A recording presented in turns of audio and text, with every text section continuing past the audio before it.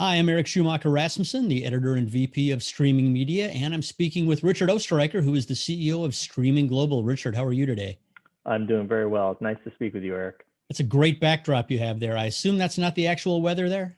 No, it's a picture of Atlanta, not the actual window shot. Well, it looks pretty good to me. It's coming from cold Wisconsin, although it is sunny. So we're talking about Streaming Global and what you're doing in the market. But for those of our viewers who may not be familiar with Streaming Global, tell us a little bit about the company.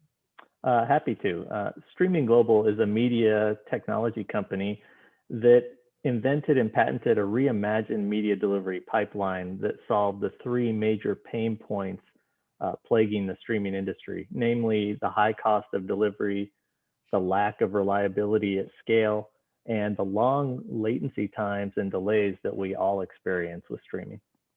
Okay. And obviously, there's been a lot of talk about OTT platforms this year, especially.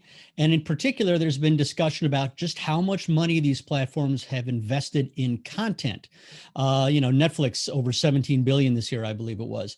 But in addition to content, of course, these platforms have to invest in technology, especially if they want to be able to get that content out to audiences at scale with reliability. And as you just mentioned, that's one of the key things that Streaming Global has been working on.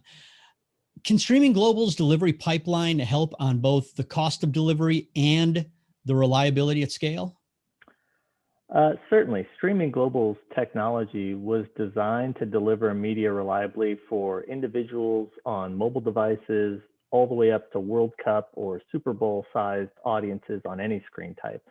So Streaming Global can support tens of millions of simultaneous or concurrent viewers without the need to throw additional infrastructure at the problem just to maintain reliability issues.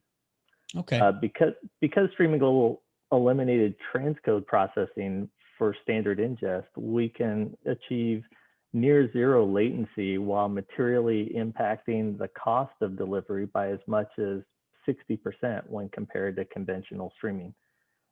With less servers, companies can also reduce their capital expenditure and positively impact the environment because less cooling and less electricity is needed. Excellent, excellent. Now you talked about, everything from delivery of niche content to mobile devices to World Cup, Super Bowl size streaming events. What kinds of companies can benefit from Streaming Global's technology? Well, really any media company that wants to lower their costs so they can improve the economics of their business. We've also seen media companies partnering with sports books for the sports betting use case in the last year, and significant growth in REMI or remote production industry wide. In addition, the music industry is looking to add live streams of performances in different ways to their artist offerings.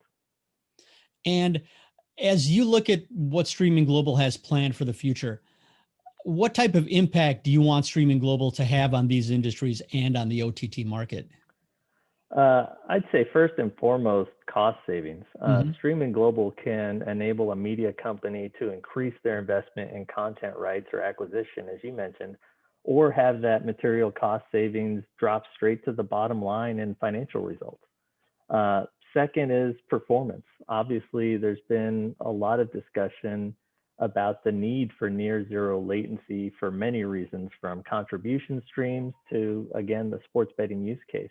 Lastly, we're seeing interest from, again, the music industry as they evaluate how to leverage streaming to make up for that dramatic revenue shortfall caused by the concert and touring industry shutting down in this pandemic for such a long time.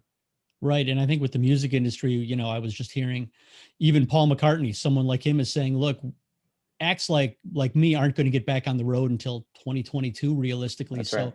the music industry is really realizing that they need to come up with long-term effective, both cost-effective and technologically effective solutions rather than just what they've been doing in the short term. So I'm looking forward to seeing what Streaming Global does there, as well as with the other industries that you mentioned. So thanks for taking the time to talk today. And of course, people can learn more about Streaming Global.